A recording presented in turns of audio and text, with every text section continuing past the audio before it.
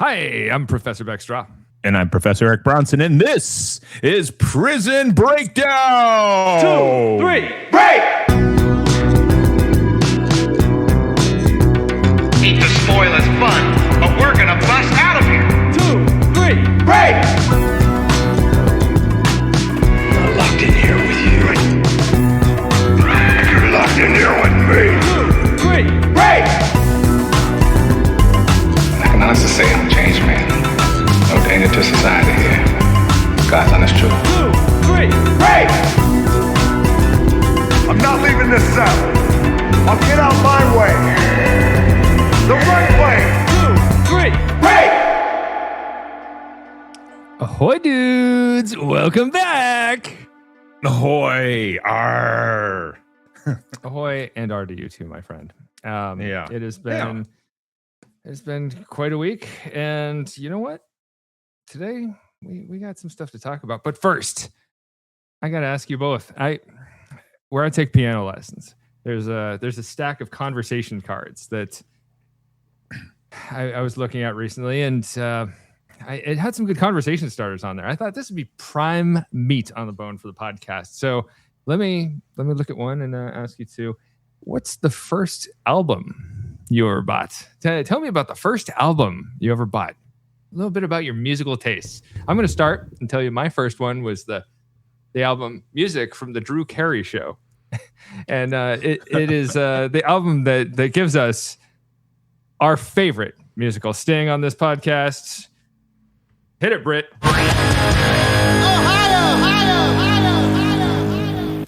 Yes. That was a song I loved as a youth and continue to as an adult.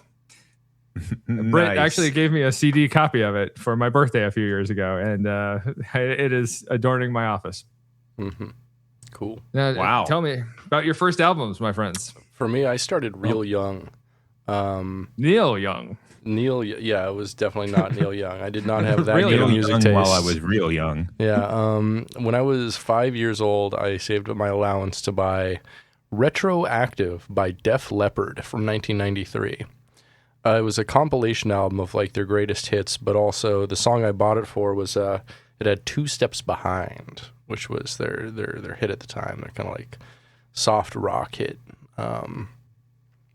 If I may, Britt listened to the song constantly, and it was always coming from his room, and it was wherever you go, I'll be two steps behind you. Whatever you do, and I'll be there to remind you that it only takes a moment of your precious time. So turn around, 'cause I'll be two steps behind. Yeah. No, I haven't listened to the song in like 20 years, and I remember every word.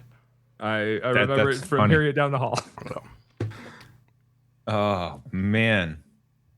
E-Rock. Give it to us. So mine is, if I'm correct, I think it was album by Kiss, Destroyer. Oh, yeah, okay. I know Destroyer. Detroit Rock City opens that album.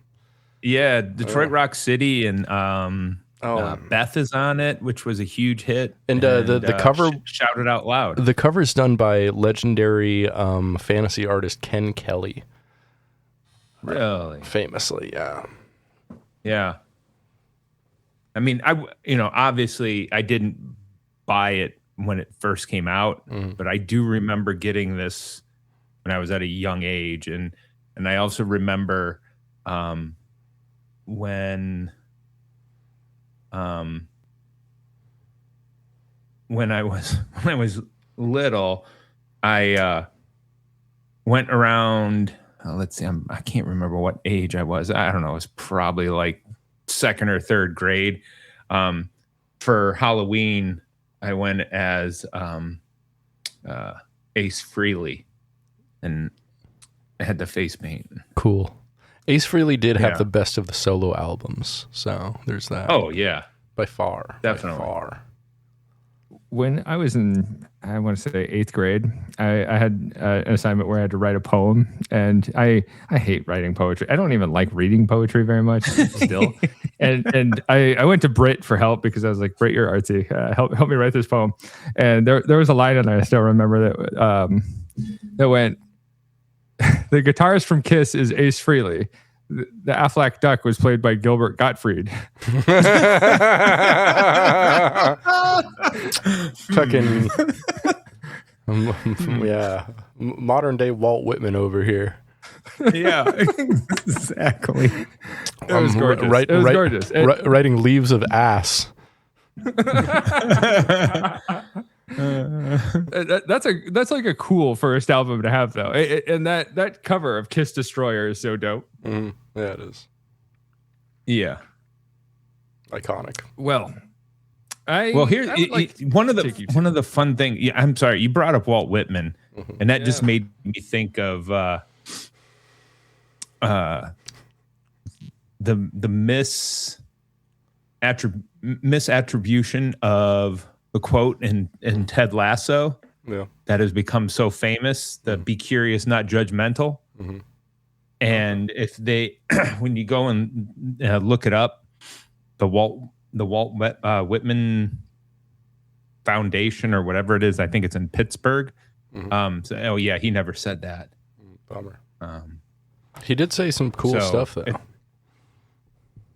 I think one of the things have patience and what is it? Have patience and indulgence towards people.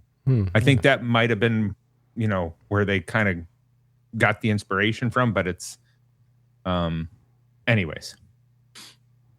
So, but misattributed. All right. But I think it's become so. Everybody thinks he said this, and then when you go and look it up, no, he didn't say that. Walt Whitman would be disappointed. Mm-hmm. It's getting his name out there more, which I'm like, right. Any attention is good attention. If you want to go by that metric, sure. But let's move on from old WW, and let's give our grace and thanks to a little special someone out there named Roger Williams University School of Justice Studies. Oh, we love Roger Williams University School of Justice Studies around here. My heart goes the thump when I hear that name. You know what they do? They do some cool stuff. They offer some great degrees in things like public administration, cloud computing, legal studies, forensic science, cybersecurity and networking, digital forensics, cyber specialism, public management. Yeah. And also, of course, criminal justice. Criminal justice, our favorite. Your favorite, maybe. Mine, though, my very favorite degree offering is in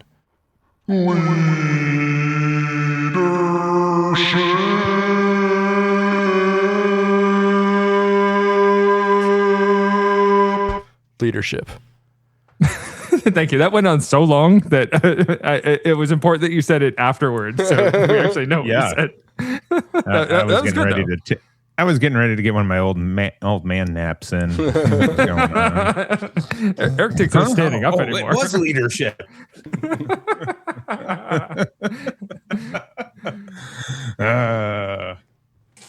Well, thank you, Roger Williams University School of Justice Studies. We salute you as you salute us. Let's move on to a very special main event. Today, my friends, my enemies, my comrades, my foes, we are talking about a little thing called Club Fed.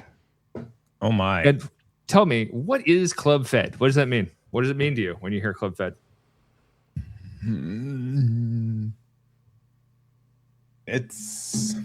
I think it's one of those things that it's the perception by society that federal prisons are comfy for white collar criminals who are sent there.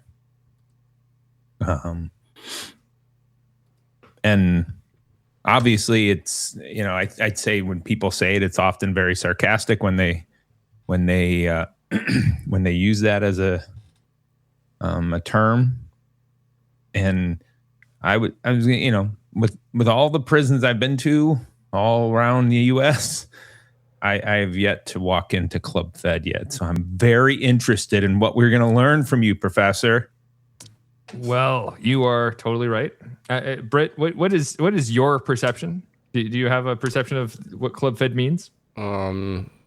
Yeah, so it's like Club Med, but you're in jail.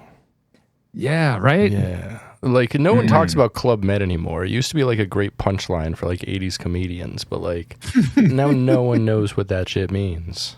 No, dude. Right. I think Sandals is eating their lunch for like the all-inclusive resort. Oh, and also predatory timeshare places. Yeah. They're definitely eating their lunch. Yeah. So are those really timeshare places? I don't. Interesting.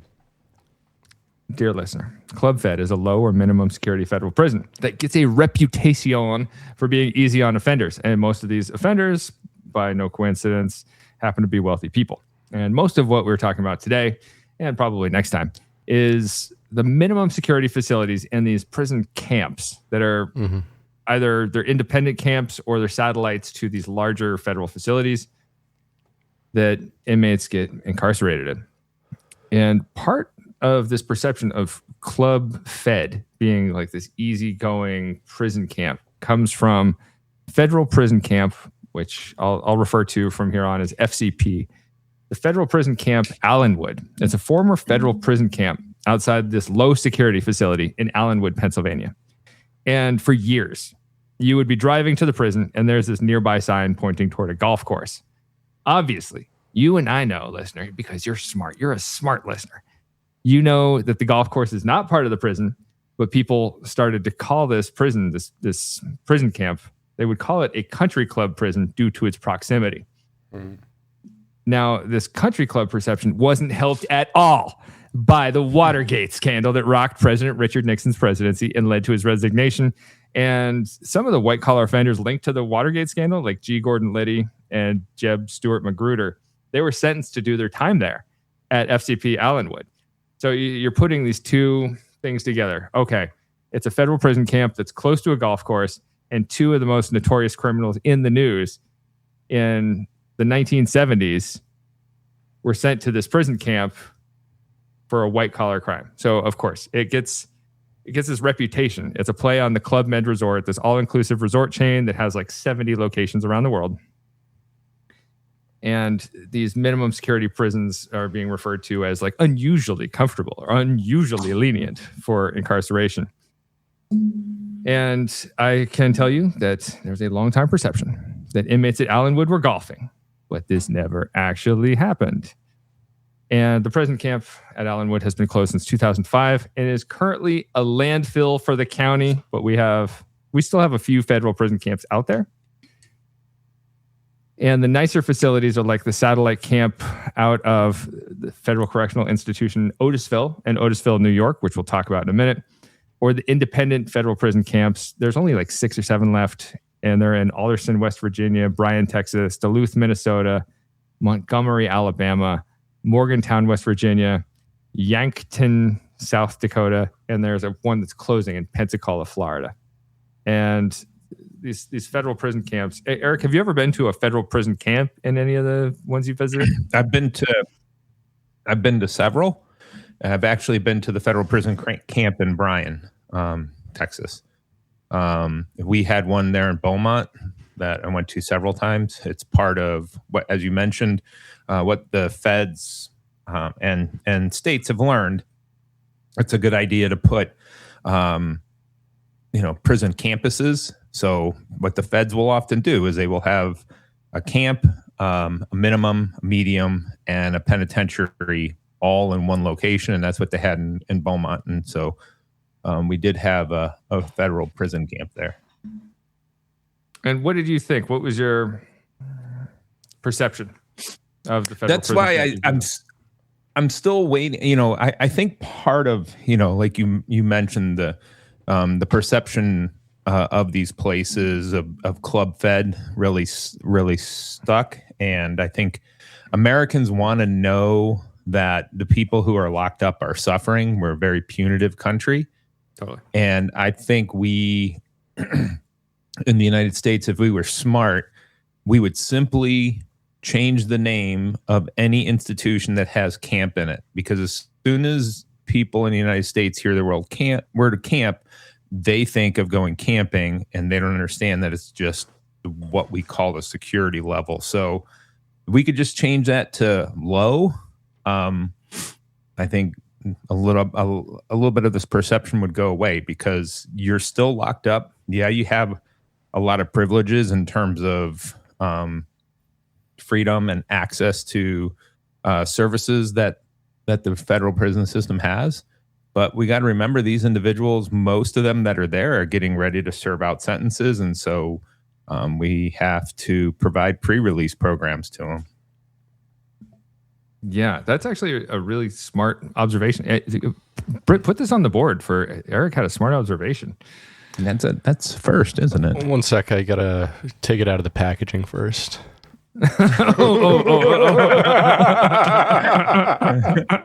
only took 71 episodes, right? The branding around it matters a lot, right? It's all PR moves. So Right. just get a better PR person to rename them low, and there we go. All right, Eric, thank you. That was a good contribution. So if we're looking at outcomes when you're going to land in a federal prison, one place to start is with representation. Having the money to hire a good lawyer and not get an overburdened, overworked public defender is a very nice start towards getting a better outcome. And you know what also helps is money and privilege. And going to prison is going to be, no matter who you are, it's a stain on your family, your career, your social standing. But some relationships may sustain and get stronger in the process. And a lot of people are going to pull away from you when they get the news. When they hear you're going to prison, you're going to be down some friends. It's the way it is. People don't want to associate themselves with you because they see you as a marked person. Now, Unless you can throw a good ditty party. Yeah. Unless you can throw a good ditty party, or that's about it, really. Thanks, Eric. That was a bad contribution. Britt, take away his good contribution. take away that good contribution. I still haven't taken it out of the packaging. Don't worry. Bad list. So in 2024, Ezra Chowaiki wrote a piece about some time that he served in a club-fed prison, and Mr. Chowaiki was a high-end art dealer, and he claims he did so honestly until he began lying about his receivables and juggling some payments, and then his assistant and his business partner turned him in, and he gets charged and convicted of wire fraud. And Ezra gets sentenced to 18 months in a minimum security federal prison. And he claims the conditions of your incarceration can largely depend on your position in the financial and social hierarchy. Would that surprise either of you to hear that? Not at all. So if you're connected, if you know people, if you have money, you go to a prison that is safer, a prison that maybe has more amenities. And if we're looking at prison conditions as we see them in documentaries and films, the prisons that we have seen and think of, that's for people who are not wealthy and are disconnected from the top tiers of society. Now, back to the court systems. If you're facing federal charges rather than state charges, there are a couple of differences here. Federally, if I get charged and convicted, they can send me wherever they want across the United States, anywhere they judge to be appropriate based on my crime, my rehabilitation needs, level of dangerousness, and my institutional risk for violence or escape. So if I'm a really bad boy, they're going to send me to Florence, Colorado, in the ADX, the AdMax, the max security prison. And if I'm really good, they might send me to one of these federal prison camps. I can request being close to home, but that doesn't mean the judge has to stick me there. And all these federal prisons, who runs them, Eric? What's the agency? Pop quiz, hot shot. Federal Bureau of Prisons. Boom, nailed it. And it is typically better funded than state prison systems. There are clearer standards. It generally leans more humane than most states. There's some more opportunities for sentence reduction. The facilities are safer. off of the inmates are less violent, and they have better food, dude. That is such a thing that is necessary in prison. And here's as soon as somebody hears, oh, they have better food, they're gonna be, oh, see, they are coddling them.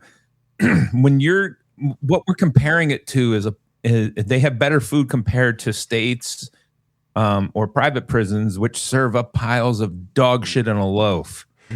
Yeah. This is like the state prisons have like dog shit that has like a piece of grass sticking out of it, and this is just like regular dog shit that you have to eat. Yeah. I don't know that that's a good comparison, but it is the first one that came to mind. We also see a much smaller population for the federal prison system than we see among the states. Our federal prison system has around 150,000 inmates at any given time. And in state prisons across the United States, it's about 1.1 million. But we recognize it's still prison. It's still terrible. But for club fed, you're in minimum security. It's about 15% of federal prisoners get sentenced to minimum security. It's a little over 22,000 inmates in this classification. But in a federal prison camp, we have no bars, no fences, and no locked doors. Sounds pretty nice, right? Run away. Well, and that is an important point there, is that overwhelmingly majority of escapes from prisons occur from people in low security levels where there's not fences, there's not walls, or there's a lot of work duties where the inmates are going off-site to work somewhere in the community and they just walk away. Yeah, you're going to escape just by walking away, but it's not going to help your cause. Once they catch you, you're just going to do harder time somewhere else. Right, because the next place you're going to go is to the penitentiary right across the parking lot. Yeah, it sucks. And life is going to be worse than it ever was. Right. Now, the club fed facilities are known for boring repetition throughout the day. So there's not these nice amenities that you think of. It's just less terrible. It is really what club fed is. It's less terrible than other prisons. And roughly half the people incarcerated at the nicer prison camps are white collar criminals. And the rest are there for stuff like nonviolent drug crimes, or they had good behavior at a higher security facility. But you have to be sentenced to less than 10 years or have less than 10 years on your sentence, generally speaking, in order to be placed there. And Ezra Chowaki, the guy who wrote this piece for Mother Jones, he suggests it's really difficult to land placement at one of these nicer camps. You essentially have to be convicted of a nonviolent crime in order to be considered at all. And it helps you can hire a consultant who lobbies public officials to improve your odds of being sent there, which this is becoming, it becomes like a pay to stay camp at some point, right? Like if you were hiring someone to convince the judge to send you to the nice prison. Right. We're going to hire you. Yeah, I'm going to go out and hire a PR firm to make sure I get sent to the right place. Anyways. Right. It's totally messed up. And most people don't have this kind of opportunity. And again, it's not even a nice place. It's just less terrible. Right. That's again, I have not been to a prison yet where I'm like, oh yeah, I'd like to stay here. No, I've had places where I've gone where, okay, if I was sentenced to 20 years, yeah, I would rather go here than any of these other prisons I've been to. But there isn't a single place that I have been to in the United States where you go behind bars and you don't, yeah, I'm in prison and I've lost my freedom and this sucks. It's all relative, right? Like just one is slightly less terrible than the other. So Ezra Chowaki hired this consultant, and he says the consultants are like college counselors to advise people on which campus would suit them best, and they can pull strings to help you get your preferred choice and advise you on what to expect in this white collar prison. And so Chowaki called this prison consultant named Joel Sickler. This guy has an 80% success rate in getting people incarcerated where they want to be. Imagine this is your job. You're just a fixer. You're a power broker to some degree who knows judges, and you've got some pull. No. There's some older guidelines I read on this as well, and they suggest the best thing you can do is get a federal judge to call the director of the Bureau of Prisons and follow that up with a very detailed personal letter. And if you think the likelihood of this happen, like if you think that this can happen to you, the likelihood of this happening to you is near zero. You have to be so connected to know a federal judge well enough to get him to write a personal, like, call on your behalf and write a personal letter to the director of the Bureau of Prisons. Like, it's not going to happen. Right. And that's the thing, you know, Hollywood, of course, if Hollywood were to get, you know, their hands on this, they'd be like, oh yeah, they just gave a quick phone call to the federal judge and they picked up the phone and were like, hey, yeah, what are you doing, Tony? What do you need? And Tony said, I need a letter to the commissioner of the BOP, making sure I end up at a camp. It just, come on. It's not that easy. The director of the Federal Bureau of Prisons is a high up bureaucrat who you're not going to get in touch with that easily. So part of your placement, part of getting placement at a less terrible prison camp is how you handle your indictment. I've read claims before that once you get indicted federally, you're screwed. Like the feds have built a case on you and you should plead guilty. If they have a case on you, you're going away. It's just a matter of accepting your fate. You stress your remorse. You can stress how much you've harmed the community, and you take your punishment on the nose. And that is one of those few things that will get you some favorability with the judge. Now, federal prison camps, they're often located near larger prisons, as I mentioned, or military bases. And the inmates provide labor for the main institution or the military base or some offsite work program. They typically have dorms that they live in. So a lot of men or women packed into a single room, low inmate to staff ratios. So it'll be more incarcerated people, fewer staff, and limited fencing or no perimeter fencing. And when you look at the work or programs for the inmates incarcerated there, work is stuff like cleaning toilets, mopping floors, scrubbing tables, and cooking food for inmates. Yeah, it's nothing that's going to get you any like real skills most of the time for the outside. No, and so one of the things to point out when you're mentioning jobs at these federal prison camps, there is landscaping that has to be done outside of the fences.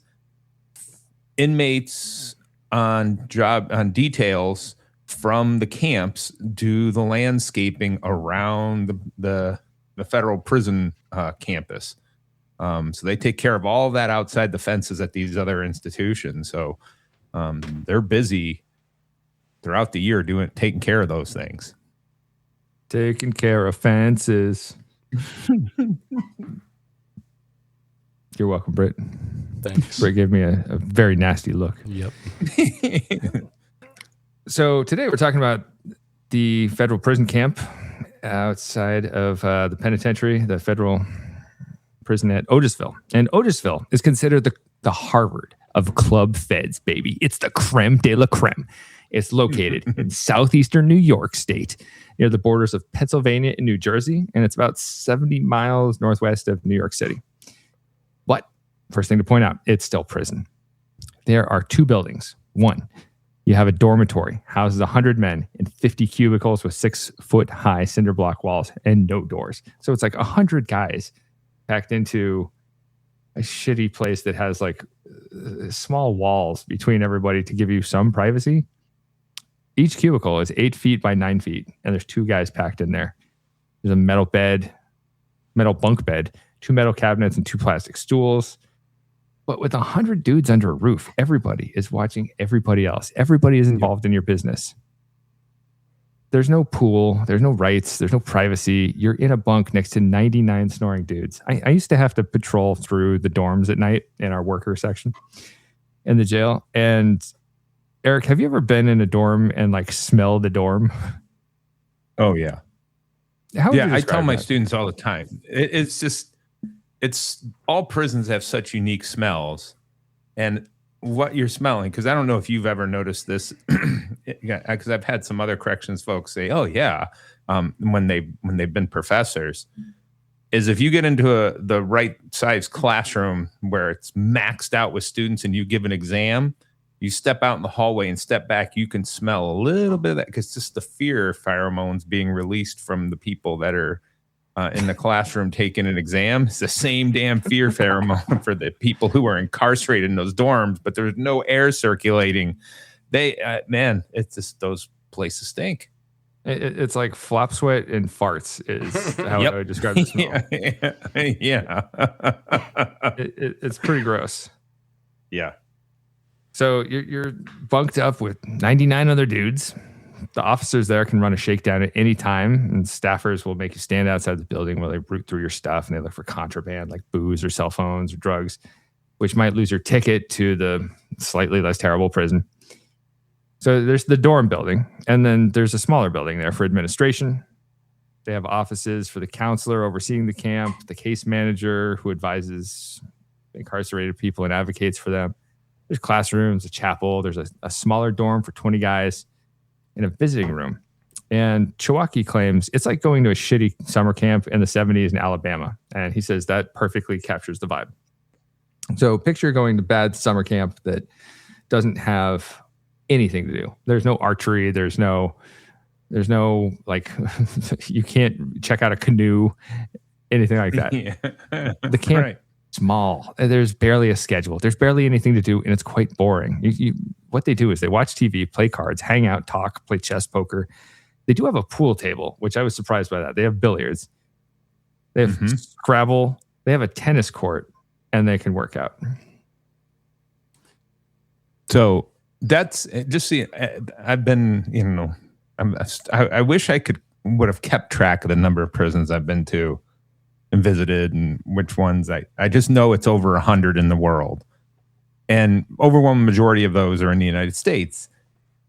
I've seen so many things. Most prisons I've been to have something in the way of recreation that I think would shock the average American. And like you mentioned, a pool table.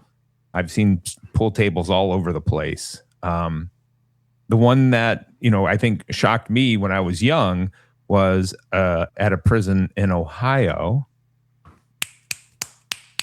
Ohio! There we go. Oh, yes. At a prison there, they had horseshoe pits with horseshoes. I mean, that's giving somebody a pretty decent weapon there. Or another prison where they had putt-putt course for the inmates, and here, take a putter with you. Just don't brain your cellmate with this thing. Yeah. Right. These are weapons. I assume these are minimum security prisons because these could be very dangerous. Medium. Most of those were medium security prisons. So, it's all about keeping them busy, having something there for them that is a privilege that they can earn. It wasn't every day that they could do those things, but it was something that was readily available for the inmates. Yeah. Give them stuff and hope that they don't harm each other with it. It's right. Like it's all fine until somebody does get harmed or dies, and then they put a prohibition on whatever that thing is.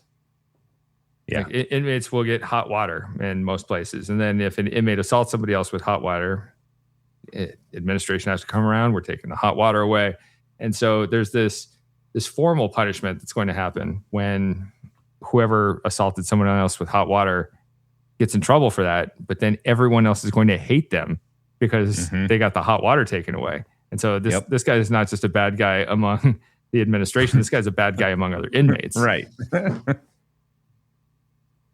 So it's interesting what it does there. So there's like formal and informal punishments. Now, the camp at FCI Otisville, it has a reputation for being the Jewish prison among the federal prisons in the United States.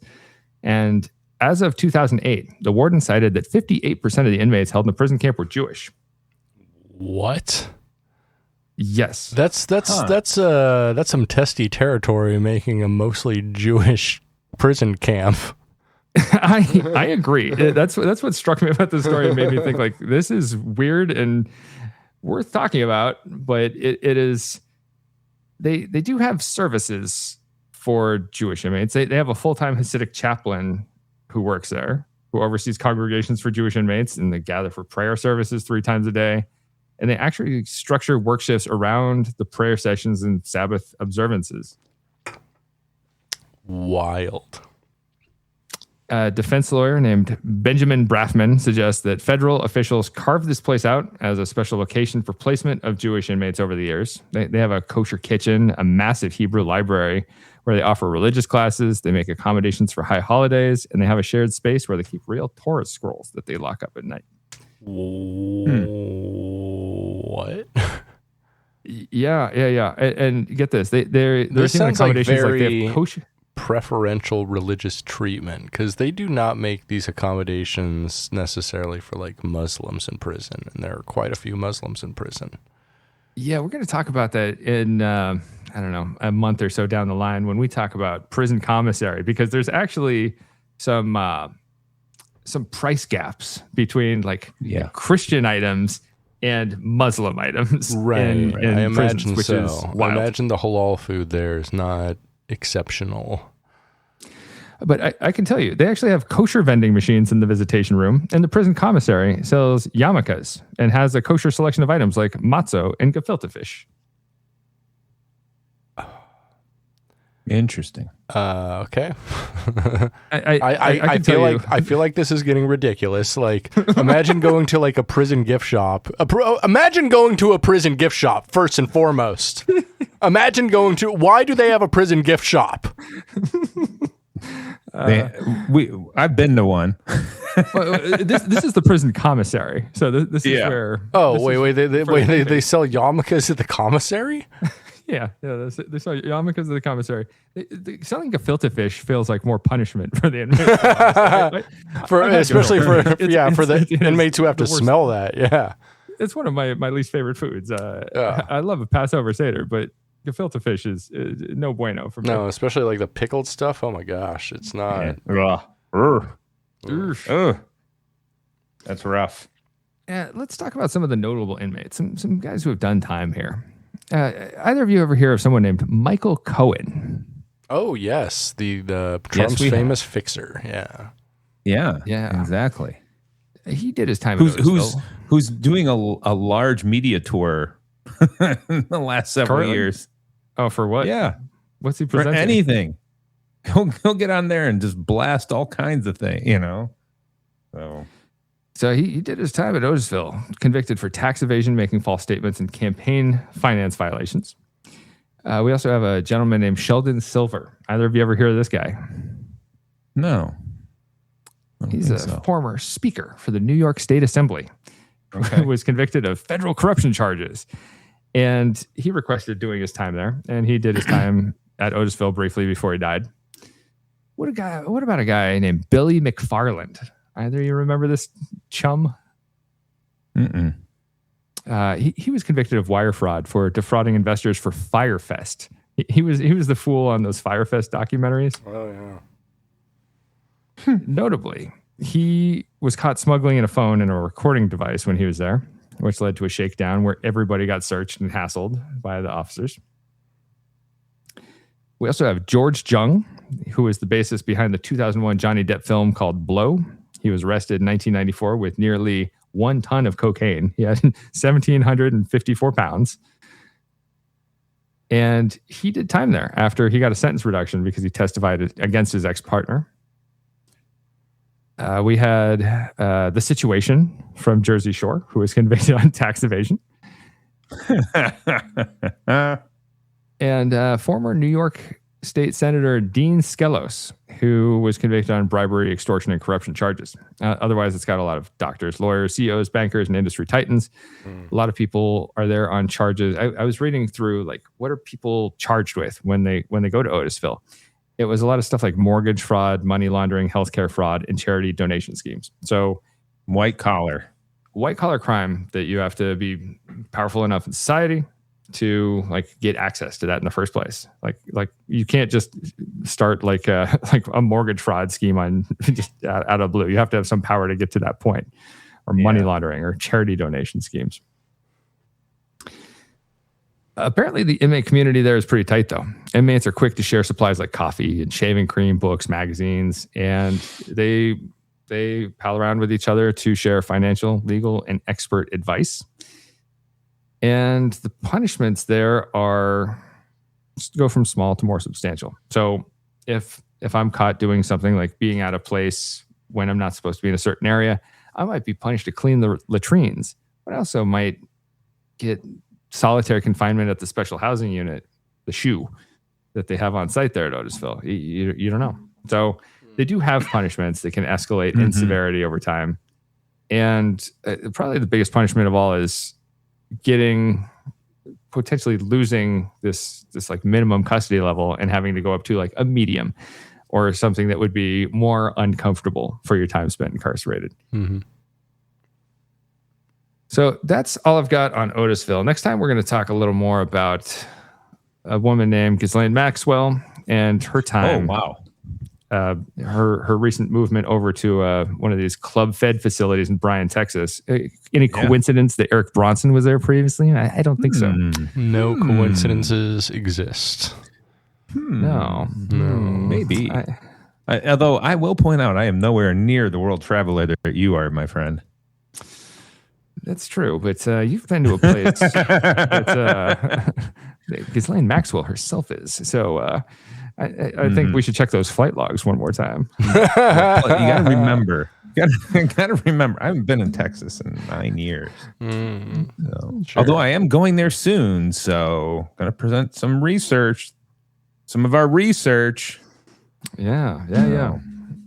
Well, don't go throwing stuff over those fences because we know from our news that's how use a people get drone dragged. instead. Use a drone. yeah. Drone. Yep. Exactly. Any more comments on Club Fed before we wrap for today? I think we should design all prisons after Club Fed in America. Yeah, I completely agree. I think showing like humanity to people and like reverence and understanding of their religious and spiritual needs. I think that's important in a place you're incarcerating people. And it sounds like, I think it's almost a little ridiculous because there's such a weird like delineation between like how they're treating these people and their religious experience in prison and how I assume people of like Muslim faiths are treated in prison. And there's no Club Fed for Muslim inmates, for example. No, there isn't. And like, I'm happy that Jewish people have a place that they can be incarcerated together and enjoy certain benefits and I don't know. It's just weird, man. It's weird. Like, I'm not a big into conspiracy theories or anything, but this is a weird coincidence, right? Yeah, I would even call it not a coincidence. It seems to have been shaped in this way over time. And I'm sure with the accommodations that they I'm have sure there. this is like completely systemic. Like, there's probably a lot of similar judges, similar lawyers, similar prosecutors in all these cases. I imagine a lot of them are from New York, for example. Sure. And I'm sure there's It's in some New York, entrenched for sure. systems there where they're like, yeah, we're going to send these people to this place because this lawyer, I have a relationship with him and I'm this judge and that kind of thing, Yeah, the courtroom work group, and it's who you know. Right. Yep. But we should not slam prisons for being too humane. No, that's why I said we should design all prisons like this. If exactly, I'm just complimenting your point. Yeah. If your prison is in somewhere like in Michigan or something with a large Muslim population, you should provide Muslim services. Like provide prayer mats. Have like someone there, an imam or something on hand to counsel people and. Because, a lot of people in prison are like deeply spiritual, and although they might not listen to someone like a prison counselor or psychologist, they will listen to like their imam or their priest or their pastor or whatever. Yeah. It raises an interesting point because it wasn't I don't, and I'd have to look it up. Is the Nation of Islam considered a terrorist organization? It might inside be. It's considered a institutions? gang. I know it's considered a gang for sure. But Yeah, definitely it's a gang. But I just wonder if the FBI classifies it, the Nation of Islam as I'll look that up for our next episode and see. You know, because that's very interesting. Consider that. Yeah. It's one of those. The word terrorist or in terrorism is so it fluctuates based on who's in power, and it has ceased to mean anything anymore outside of an academic context. Right. Like in a political context, it's been overused to the point of meaninglessness. Right. Especially when directed at like Antifa. Come on.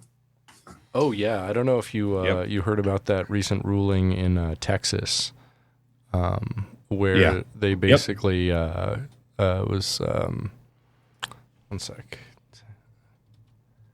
They upheld the Fed, and so all of those it's the people it's the Prairie Land case is what it's called. Right. Basically, there was like a big Antifa protest. And someone there had a gun and shot it off, and it ricocheted and like hit a cop in the ear. And so they decided to like charge a bunch of people there with like conspiracy to murder and shit like that. Good. Essentially, like felony conspiracy to murder. Right. And the court upheld this decision, unfortunately. That is which is really bad news for free speech. Yeah, protests. Yeah, woof. Shame on you, whoever upheld that. Yeah. Oh yeah. Oh, and it gets weirder too because like the original case, the judge declared a mistrial because of the sympathies of the jury towards the defendants, and then directed the reassembly of the jury, and basically like had the lawyers screen all of their questions for jury selection through him, which is highly atypical. It seems highly unethical, and it is. Hopefully, it is. It seems like something that could be appealed on its own. Yeah. Right. Yeah. So it's not the judge's job. But here's the problem. Here's the problem. If it gets appealed, it's going to go to a local appellate court in the South, of which is stacked with judges appointed by the Trump administration and the Bush administration. Otherwise, it will go to the Supreme Court, which is similarly stacked. So we're cooked. We're cooked. There's nothing left. We're cooked. The law's over. The Constitution's done, baby. Not in the way I wanted, but yeah.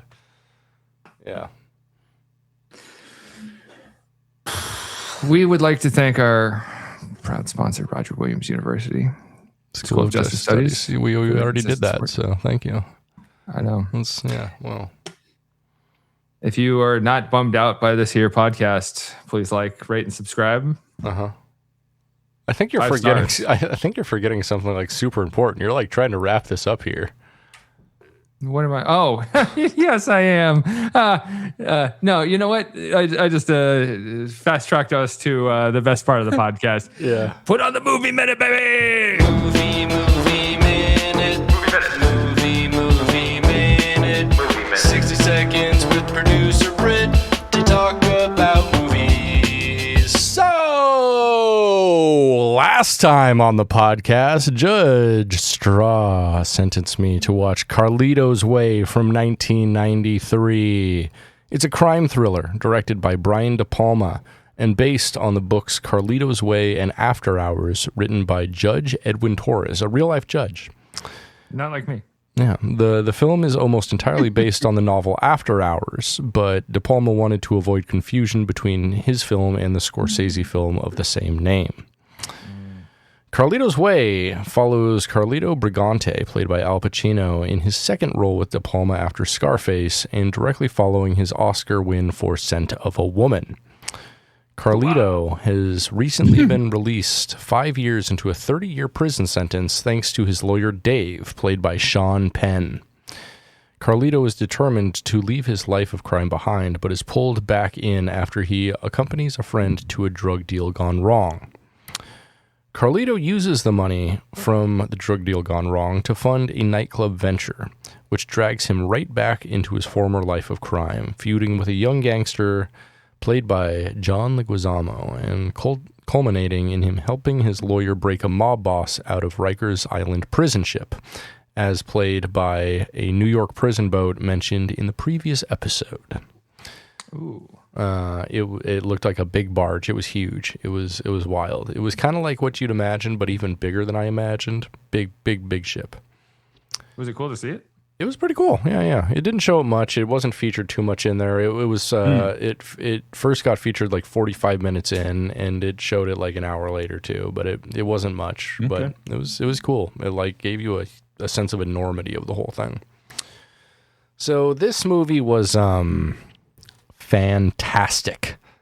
Honestly, I'd put it in the pantheon of great crime films. It's somewhere below The Godfather 1 and 2, but easily on the level of something like The Departed, Scarface, A Bronx Tale, Casino. Like, it is a good one. It's really good, Okay. and I would recommend it to just about anyone who likes that type of film. The acting was delightful, the story was compelling, cinematography was wonderful, and the pacing was superb for a 2.5 hour film. It didn't feel like 2.5 hours. I enjoyed the hell out of it and would recommend it to anyone who likes crime films. 4.5 out of 5 soups. Wow.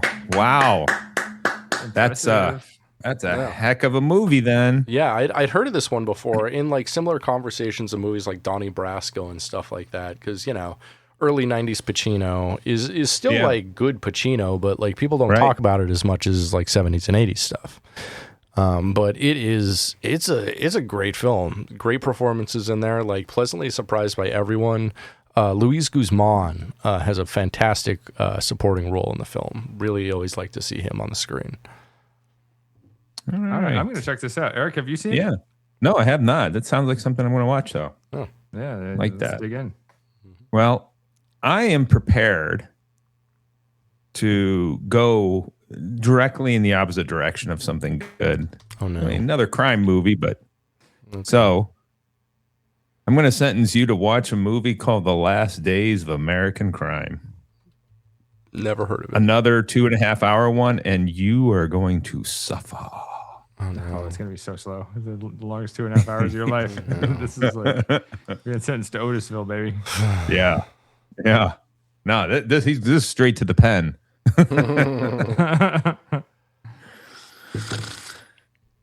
All right. Well, I don't look forward to it. No, you won't. And I think that moves us into the direction of flipping a switch, doesn't it? I think it does. We already closed it out, so Yeah. let's do it. I think it's time for a little thing. Lights out. Lights. Lights out. Lights out. Lights out! Lights out!